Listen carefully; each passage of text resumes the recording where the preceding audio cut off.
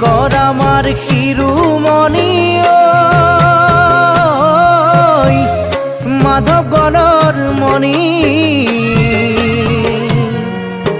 দুয়োজনা গুৰুৰে বাণী হৰি নামৰ ধ্বনি ভক্তি ৰসে বোৱাই দিলে অমৃতৰ নদী